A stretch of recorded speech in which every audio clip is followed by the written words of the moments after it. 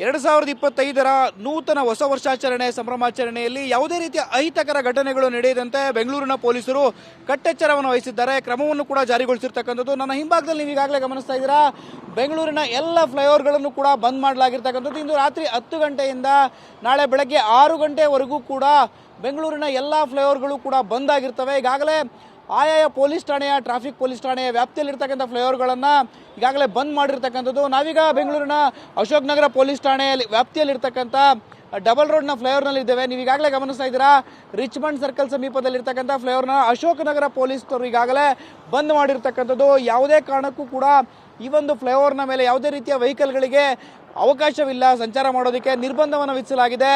ಬೆಂಗಳೂರಿನ ಎಲ್ಲ ಫ್ಲೈಓವರ್ಗಳನ್ನು ಕೂಡ ಈಗಾಗಲೇ ಬಂದ್ ಮಾಡಿರ್ತಕ್ಕಂಥದ್ದು. ಅಂದ್ರೆ ಹೊಸ ವರ್ಷಾಚರಣೆ ಸಂಭ್ರಮದ ನೆಪದಲ್ಲಿ ವೀಲಿಂಗ್ ಅನ್ನ ಮಾಡೋದು, ಅಹಿತಕರ ಘಟನೆಗಳಿಗೆ ಆಸ್ಪದ ನೀಡಬಾರದು ಅಂತೇಳಿ ಈಗಾಗಲೇ ಮುನ್ನೆಚ್ಚರಿಕೆ ಕ್ರಮವನ್ನ ಕೈಗೊಂಡಿರ್ತಕ್ಕಂಥದ್ದು. ಬೆಂಗಳೂರಿನ ಎಲ್ಲ ಫ್ಲೈಓವರ್ಗಳು ಕೂಡ ಈಗಾಗಲೇ ಬಂದ್ ಆಗಿರ್ತಕ್ಕಂಥದ್ದು. ಬೆಂಗಳೂರಿನ ಸಂಚಾರಿ ಪೊಲೀಸರು ಎಲ್ಲ ಫ್ಲೈಓವರ್ಗಳನ್ನು ಕೂಡ ಈಗಾಗಲೇ ಬಂದ್ ಮಾಡಿದ್ದಾರೆ.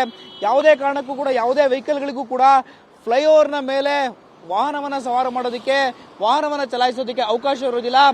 ಇಂದು ರಾತ್ರಿ 10 ಗಂಟೆಯಿಂದ ನಾಳೆ ಬೆಳಗ್ಗೆ 6 ಗಂಟೆವರೆಗೂ ಕೂಡ ಬೆಂಗಳೂರಿನ ಎಲ್ಲ ಫ್ಲೈಓವರ್ಗಳು ಬಂದ್ ಆಗಿರ್ತವೆ.